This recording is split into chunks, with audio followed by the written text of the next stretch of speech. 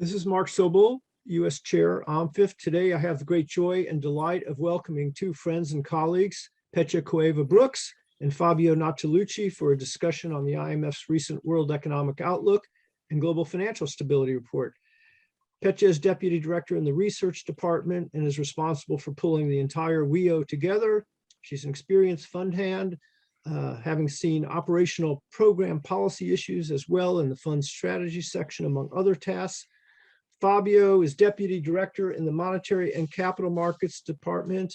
He was responsible for pulling the entire GFSR together. He worked for many years at the Federal Reserve Board on monetary and financial stability issues, and then he honed his skills briefly working at the US Treasury. The GFSR is known for exploring downside risks to the base case. Fabio's presence here today is a scary sign that Halloween is soon upon us. So I've asked Fabio and Petja to offer comments and thoughts on the WEO and GFSR for about 12 minutes each. I might follow up with the questions. I've also asked two people to offer very brief comments, questions each. Agnes Belèche is a Managing Director and Chief European Strategist of the Barings Investment Institute and a former IMF staff member. And Elliot Hentoff is the Head of Global Policy Research with the Global Macro Policy Research Team at State Street Global Advisors. We'll then turn to audience questions.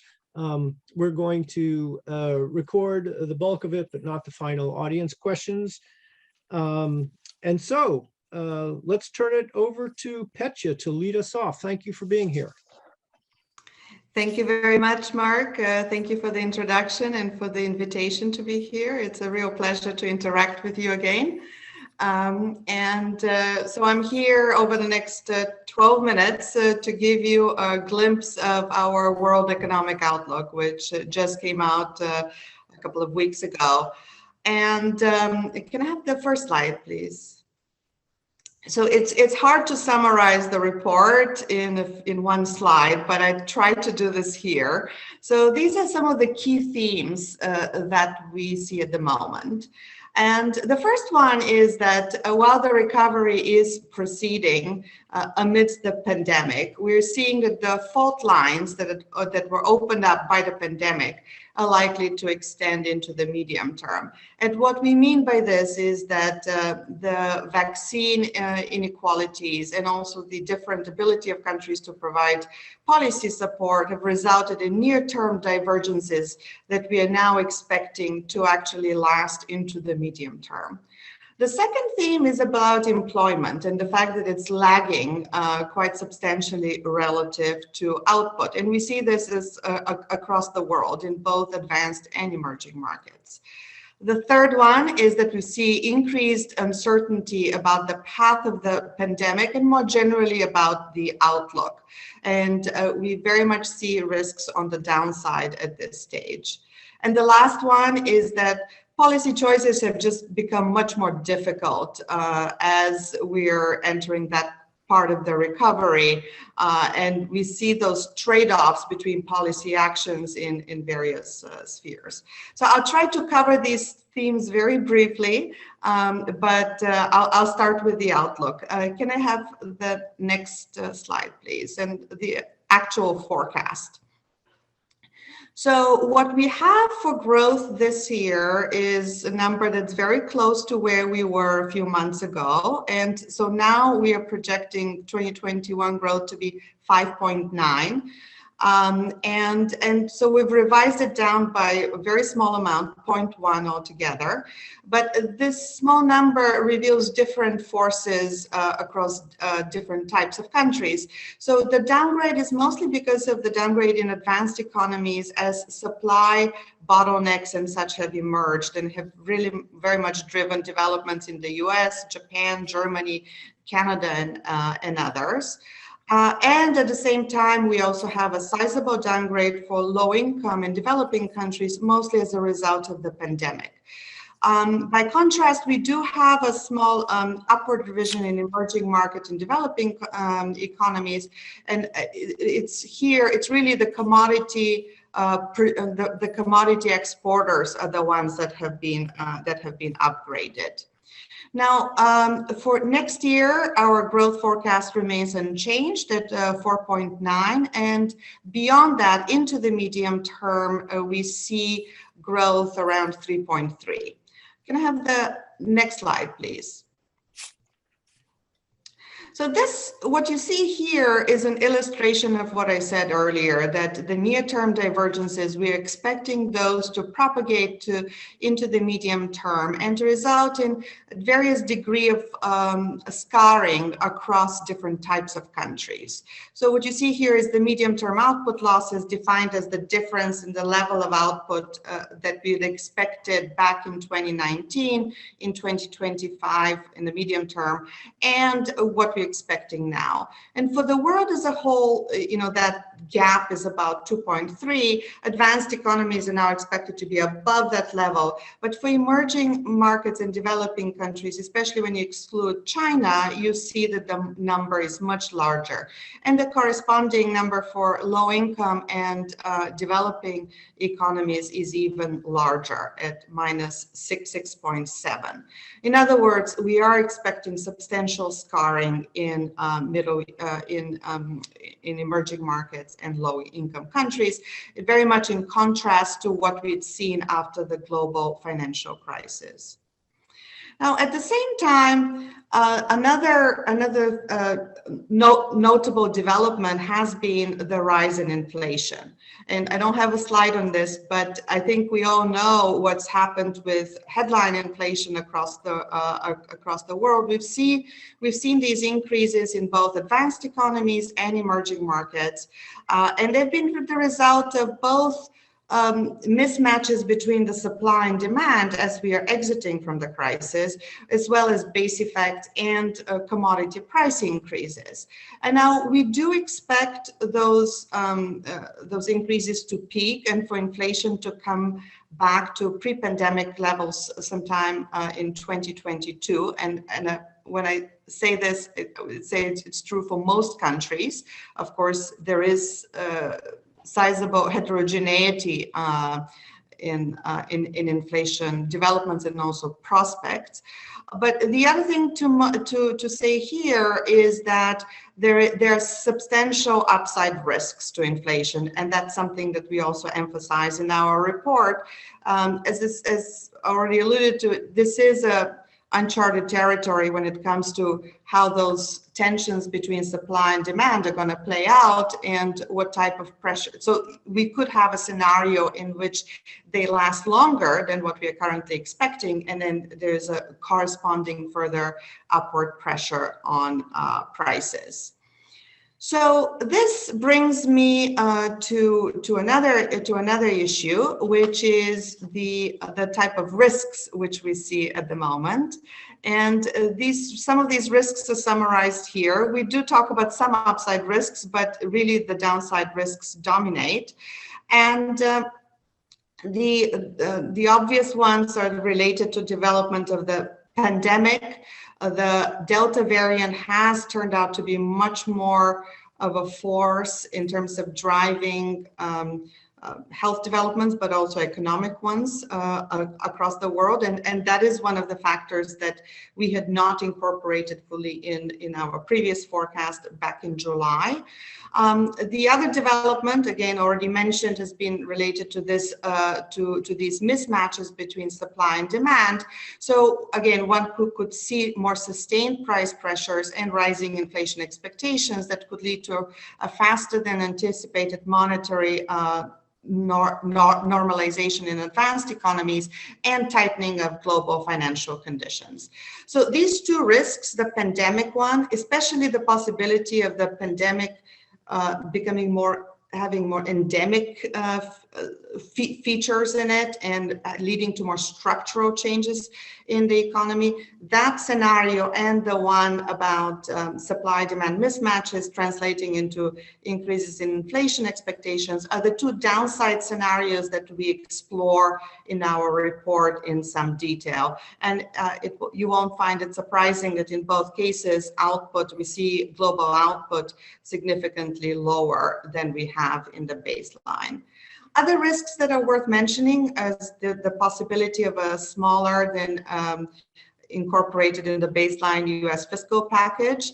Of course, there's also the possibility of financial market volatility and also the events and the issues related to the China property sector. There's also the risks of intensifying unrest, geopolitical issues, trade policy uncertainty, and the list goes on and on here. And we had also talked in the past about climate shocks, but unfortunately we've had to add those to the long list of downside risks that we typically have. Can I have the next slide, please? Because what I want to turn to next is what are the policy recommendations in our report? And I guess I would put them in two umbrellas under two headings. One is when it comes to multilateral policies and then national policies. So starting with multilateral policies, the first and the foremost one is the pandemic response. And here we have been very vocal about the need to implement a global plan that does bring the pandemic under control everywhere. And that means speeding up the vaccination, increasing production capacity, making sure that there's a reprioritization of the vaccine deliveries, and also making sure that the surpluses that exist that have been pledged by the countries that have them make their way into the countries that need them. There have been issues related to restrictions on exports for medical equipment and materials. And last but not least, this is an area that's been perhaps less appreciated when it comes to helping developing and low-income countries, is been basically investing in testing, tracing, and therapeutics. Now, beyond the pandemic response, we also talk about the need for action on climate policies, and there it's the combination, having a comprehensive package that involves, on one hand, green infrastructure investment, carbon pricing, and redistribution policies in order to help those who are affected by this transition. This is something that, again, we talk about in our report. And of course, the last part of the multilateral response has been providing liquidity to countries that need it. The SDR allocation has been important so far, but channeling those resources into allowing the low-income countries to actually have that liquidity and to be able to provide more support domestically, I think would be the last part of that agenda. And then if I can have the last slide in the last minute. And again, I'm very happy to go into those issues in the questions. But here, the overall heading is that these national policies really, they've become much more difficult, and they do need to be adjusted to the country's specific pandemic and economic conditions. And there's no other place where this is more, they're more complex trade-offs perhaps than monetary policy. And there, our advice is for central banks to generally look through transitory inflation pressures, but really be ready to act if there are any signs that inflation expectations are becoming de-anchored. Now, finally, in the last 20 seconds, I just wanted to say that one of our analytical chapters is on inflation, and there we explore, again, where we see inflation coming and the policy advice related to that. And the second one is about the role of basic research in spurring productivity growth, which again, if we think about ahead what is needed in order to revive growth, we thought it was an important factor to put forward. Thank you very much. Well, thank you, and thank you for religiously adhering to timing considerations. I was going to offer you an extra minute to elaborate on the other chapters if you have anything else to say. If not, it's up to you. Otherwise, we can move on to Fabio. I'm happy to come back to the chapters and the questions. I just didn't want to take more time, but thank you. No, you're allowed a minute now. Okay. No, what I just wanted to say that, look, when we look at topics for analytical chapters, we always try to have something that we think would be topical and the issue of the moment. And I think so hence the inflation chapter.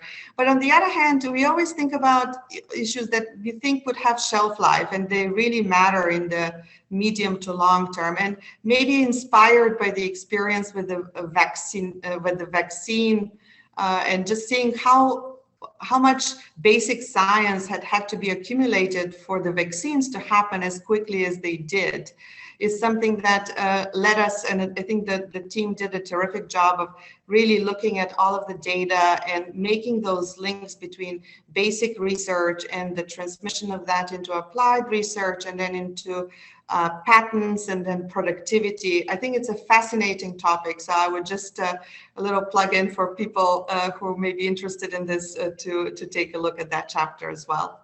Thank you. Okay, great. Fabio, go ahead and scare us. Hi, thanks, Mark. Thanks for the invitation. Obviously, it's a pleasure to be here and presenting the IMF flagship with Patty as well. So maybe I'll start with a quick summary of where we are. So the quick summary of the financial stability assessment is that overall financial stability risk has been contained so far, thanks to the global economic recovery that Patty had described, as well as the unprecedented monetary, fiscal, and financial policy support. That's a quick summary. Now, there's been some improvement, but despite that, vulnerability, that said, still remain elevated in a number of sectors. You look at public government debt, corporate, non-bank financial institutions, so the old shadow banking world, and then stretch valuation in a number of sectors, both equity and credit. And so the trade-off, the intertemporal trade-off the policymaker face, it's one where continuing to provide support today that is essential, but also having clear in mind that there are potential costs down the medium term as they relate to unintended consequences. That trade-off, in fact, actually may become more punitive for policymakers, both in case they need to maintain accommodation for longer, if some of the downside risks to growth that Petya highlighted materialize, but particularly if inflation turned out to be more persistent than anticipated initially, because at that point, the trade-off is much more challenging for policymakers. And I'll get back to that. But just to summarize where we are today, where we were a year ago, right? So the distribution here to the left shows you the growth of risk, so the distribution, the forecast of the distribution based on economic and financial condition as it was a year ago. So the GFSR October 2020. And that was centered for year 2020. So it's centered, the model distribution is the WEO forecast for 2020. And you can see there is all the way to the left, reflecting the deep recession that we faced last year. Now, if you look to the right, particularly the red one, that shows you the density forecast for 2022, so for next year, at of the time of the closing of the GFSR. So you can see that, again, it's centered around the WEO forecast, but it's all the way, has moved all the way to the right. So this is, in some sense, a quick summary of how effective massive policy, monetary and fiscal policy support has been, going from that -5 or so number back a year ago, all the way expectation of strong growth for next year. With two things to highlight. One is that if you compare to the historical density, so distribution that is some sort of like historical growth density over the last 30 years, the current distribution here is much more wide in some sense. So there is a lot of possible outcome, if you want, uncertainty. And the second point, there's a lot of downside risk to growth, right? So the left tail, the downside is much more visible than the actual historical density would tell you. Next slide, please. Now, one of the reasons why again the policy support has been so effective is because financial conditions have been very accommodative and supportive of growth, particularly for the US, the black line, but also I would say across jurisdiction, right? So you can see how effective policy has been in undoing the tightening of financial conditions that materialized in the spring of last year. And so comparing that, for example, to the GFC, the tightening it's smaller than we saw back in 07-08, but also the easing of financial conditions is much faster. So it's a summary of both the magnitude of support as well as the speed of support. How big was the support? That's what the red line tells you to the right there, which is essentially for the Federal Reserve, ECB, BOJ, and Bank of England. The delta relative to early 2020 is the increase in the size of the balance sheet of those four central banks as a share of GDP, right? So we go from about 35% to almost 60%. So they almost doubled the size of the balance sheet. And that's just one measure to summarize policy. It's more than that, right? It's easing of interest rate, it's asset purchases, it's facilities that have been set up, even if the take-up was not at the max. And so you can see how, of course, the recovery has been underpinned by the massive response of central banks, larger than 2007, 2008, but also faster than back then. Now, in terms of possible unintended consequences, what we're showing in the next slides is that valuation are very stretched across a number of assets, right? So those are our models that we use internally in terms of price misalignment. Positive numbers means that the valuation is higher than valuation, fundamental based valuation. So for the exception of, in this case, one country, for all these other countries, US, European area, Japan, India, China, so across emerging markets and developed world, valuations appear to be stretched. Of course, one caveat is it's very hard to assess what the fair value models would be because of the scale and extent of policy support. The other place where you see a stretch valuation, if you want, it's in credit. The yellow line shows you the high yield corporate bond spread. They are essentially below the levels that they were pre-COVID. And clearly the outlook for growth for credit here is predicated on continued policy support, as we know. Now, I want to spend a couple of minutes on the next couple of slides because the big theme that we had in markets was rates. And so Petya mentioned about inflation. I just want to have a few minutes discussing what's the inflation outlook for what the outlook for inflation is, both in advanced economies and emerging markets, seen through the lenses of markets, as opposed to from the forecast side of the wheel. So it has been a roller coaster of rates, right? They rose pretty sharply early 2021. Look at the black line, which is the US.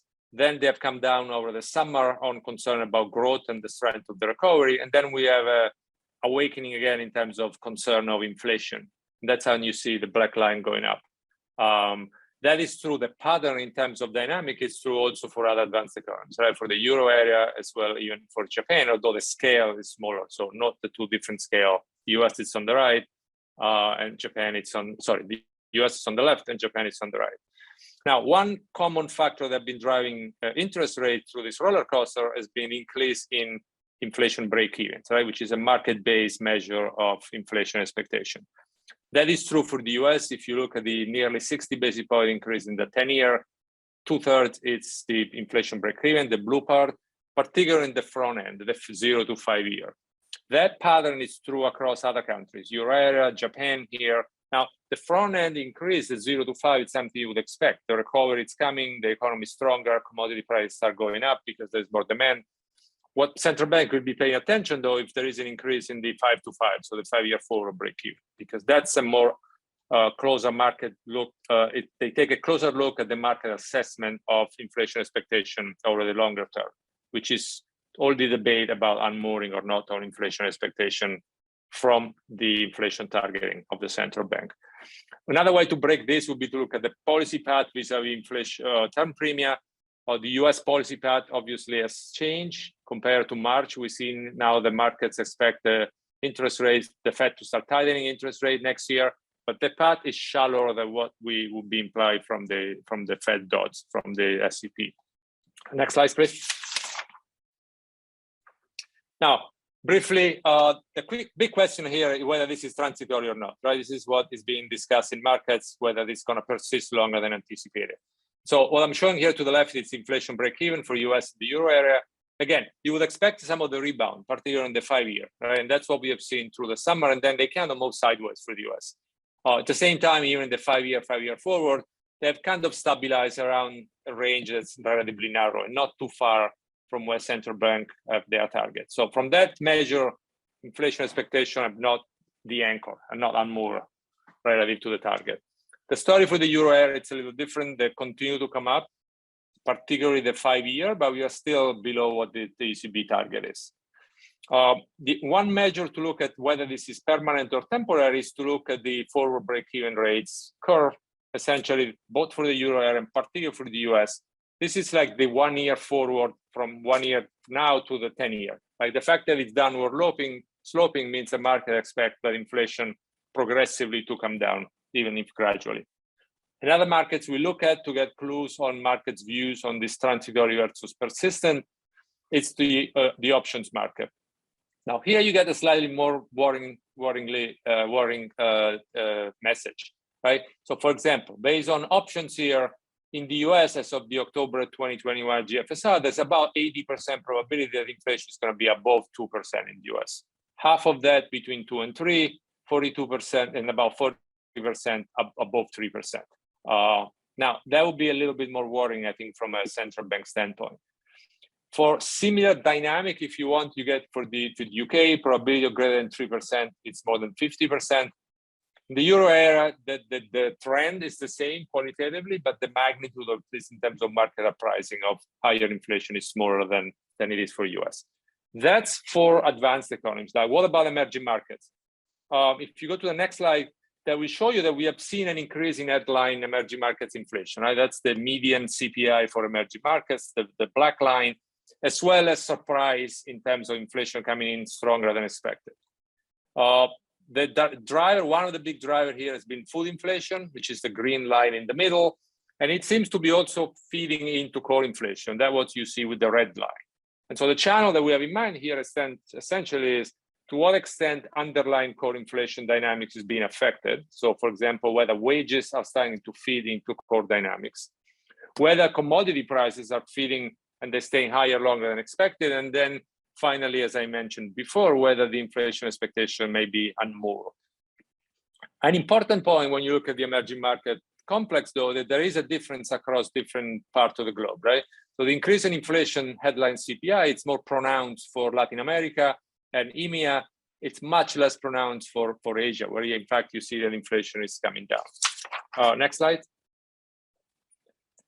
Now, generally speaking, again, looking at the median, markets still expect inflation to come down. So by the end of 2022, essentially, we are back to target on average for the median emerging market, but even the width of the band, it gets much narrower. And so if you look to the right, for example, where inflation is today, that's the red diamond. For a number of countries, it's way higher than inflation target range, right, at the bar. But over the 5-year horizon, generally, surveys indicate that the inflation will again be within the target. So both measures here seem to telling a story that it's more or less consistent with advanced economies, which is inflation eventually over the next few years will come down back to the target. The next slide, why do we care so much about inflation? What are the implications for monetary policy, particularly for emerging markets? Well, one point is that some countries have already started to tighten, right? So that's what it shows you in terms of like the green line to the left. The share of countries that have hiked in the last few months, couple of months, it's relatively high. And then in terms, because that reflects the share of countries that have inflation above the target. Now, again, in terms of expectation for policy tightening, that seems to be concentrated primarily in Latin America and in EMEA, and much less so in Asia. You see the level of rates is lower, and there is no this pickup in terms of 2-year forward policy rates expectation. Also shown there the United States and the euro area for comparison in terms of scale of the increase, right? Particularly for the US. When people discuss expectation of policy tightening by the Fed, that's the black line, it's still a much smaller tightening. So the slope is much less pronounced than, say, for some emerging markets. Now, to conclude, one point on this is why this is an issue, right? The issue is that there is a tightening of monetary and financial conditions in emerging markets at a time when there are elevated financing gaps, financing needs, particularly external financing needs. And so if you project out where we are today, use market expectation of the policy path, and then market expectation of inflation, you get essentially that the real policy rate, particularly again for LATAM and EMEA, goes from deeply negative, so very supportive of growth, to deeply positive, right? Because essentially the policy path continues to go up and inflation comes down. And so the real rate reverts from negative to positive, and that will be a drag on growth. How much time do I have left so I can adjust myself? I will give you 1 more minute.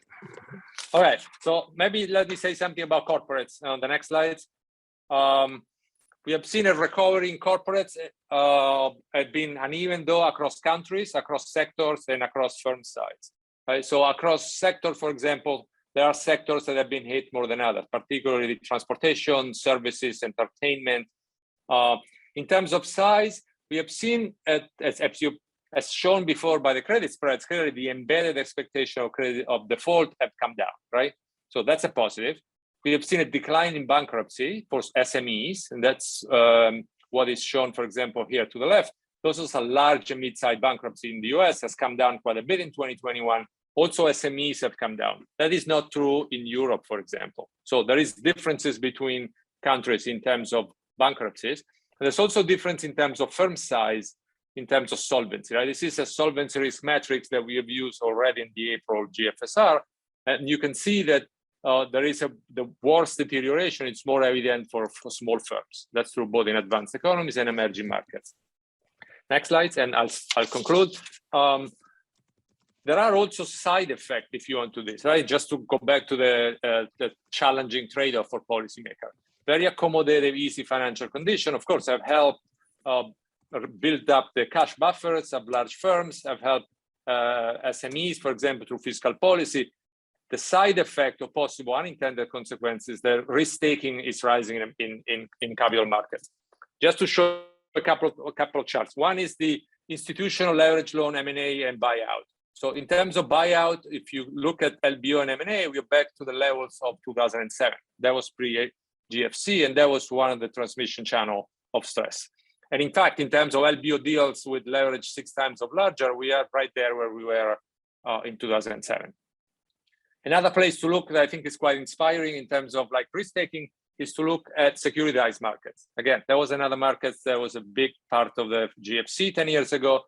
If you look at AAA spreads across 3 different types of securities, so CLOs, for example, that's the blue, it's about 95 basis points. So it's come down a lot, obviously, and it's still higher than it was in 2006 and 2007. Back then, we were sub 20. So CLO market seems to still have some pricing of credit risk at the AAA tranche. When you start going into credit card, we're down to 9 basis points.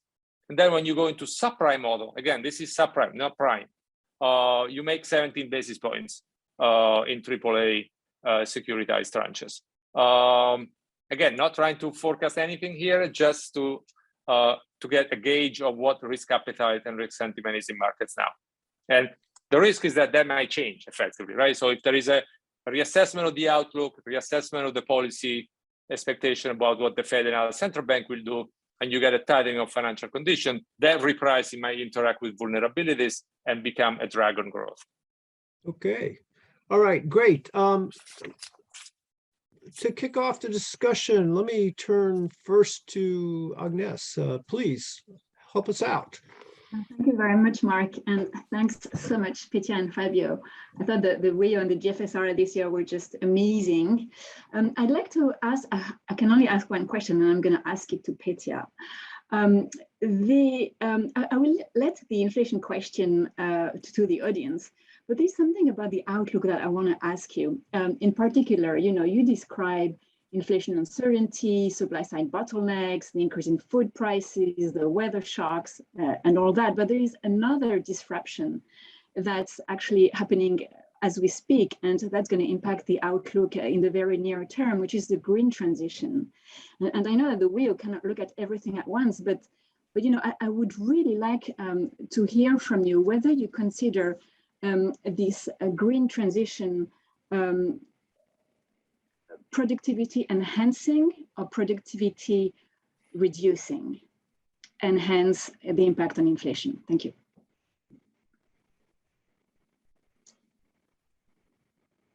Only easy questions. Yeah, exactly.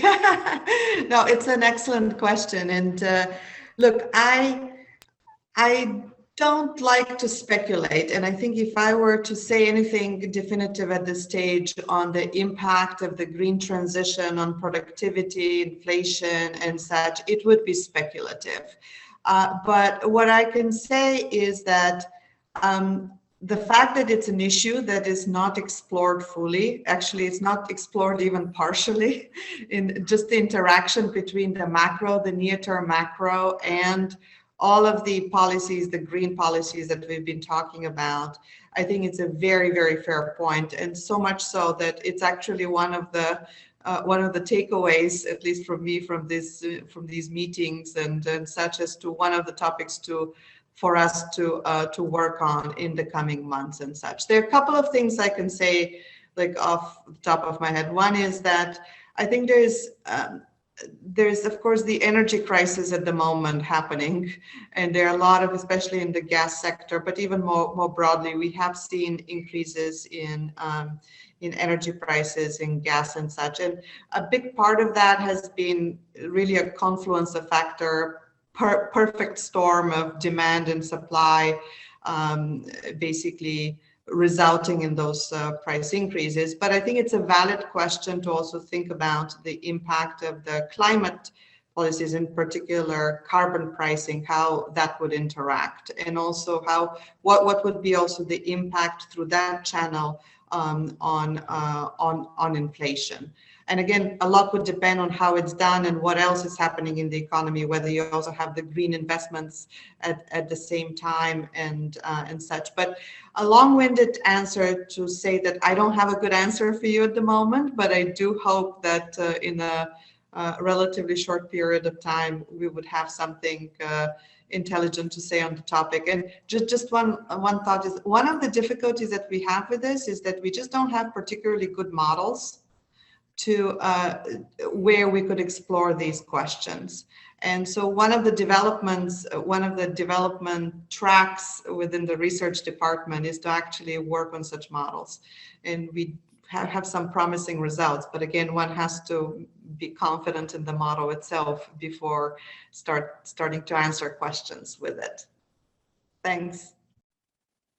Thank you. I hope when you do your research, you'll also look at what greater green investments and the post-pandemic changes imply for the relationship between capital and labor. Elliot, would you like to join us and ask a question? Yes. Hello, everybody. I'm on a high-speed train, so I'll spare you the camera, and I'll make it fairly quick. But you know, this GSFR is the tone is very different than the previous years. I mean, Fabio was part of my Halloween experience in recent years in setting out the risks to global financial stability. If we think about post-GFC, we had basically huge damage to household balance sheets. You then had financial transmission freeze up. And after the crisis, apologies, there's a back announcement in the back. But the effect was you had a corporate and sovereign debt surge over the past decade in a period of disinflation and low nominal GDP growth. So we kind of got conditioned over the past 10 years to be worried about rate rises suddenly triggering dominoes of financial stability concerns. My question to Fabio today is, how should we think about the major overarching financial stability risks in a world where inflation's rising, nominal GDP is rising too, and at the same time, you know, in many cases, the debt servicing resources, the flows are improving too. So how does this change the conceptual dynamic of the fears we've kind of had over the past decade projected into the coming decade? Basically, it's a regime shift. Can you please explain to us in this regime shift how the financial risks shift? All right, so that's a complicated question. Thanks for that. I hope, Mark, you gave me at least a few minutes. So I think there are some differences with the post-GFC macro backdrop as well as policy backdrop. From a financial vulnerability standpoint, right? So as you mentioned, we're coming out of the COVID with the strength of the household balance sheet. It's remarkable, and that is a very different backdrop than back out of the GFC, right? We have a clean balance sheet. The debt has come down, savings are higher, debt service ratio are much better positions. And that's reflected in part in rising house prices as opposed to declining house prices, which is often happens during recession. We also think that the household sector, the corporate sector has taken advantage of very easy accommodated financial condition to clean up the balance sheet as much as they could. We have seen leverage coming down in some specific sector. We have seen liquidity buffer being rebuilt. Obviously, there's a distribution of differences across the firm size of sectors, right? Those that have been hit by the pandemic have been able to do that less so, as well as has been more challenging for SMEs. But there's been a rebuilding, cleaning up of balance sheet also at the corporate sector. The difference is that fiscal policy has been used massively here, and that's why we are maybe in this clean up balance sheet of household and firms, but then public debt is much higher. So fiscal space, at least for a number of countries, including emerging market, would be much more limited to respond in case of shocks going forward. So that's one, I think, the conditionings, if you want, macro and financial vulnerability variables, with an extra one, which is the balance sheet of the central bank. They're much larger, right? We're up for those 4 to 60% now. So then this issue of the trade-off. I think what has been done in terms of monetary policy, particularly post-GFC, is that there was no obvious trade-off in terms of mandates. So take the Fed between inflation and full employment. With inflation contained and subdued, there was no obvious immediate trade-off in terms of conflict within objective. And so it was easy to keep rates at zero, to use the balance sheet as needed, to keep financial conditions accommodated and supportive of growth. To the extent that inflation starts coming up, and it's more persistent than anticipated, right? So let's assume that scenario for a second. That will make the trade-off that central bank face much more challenging, because sustaining the recovery today will be more costly over the downturn, over the longer run, and also more difficult to do it today if inflation starts rising. Investors will start asking questions about exactly how the new Fed, for example, flexible average inflation target regime works. What does it mean moderately above target? For how long? What is the tolerance? What is the actual reaction function? Similar question may come up with ECB as they revise their framework.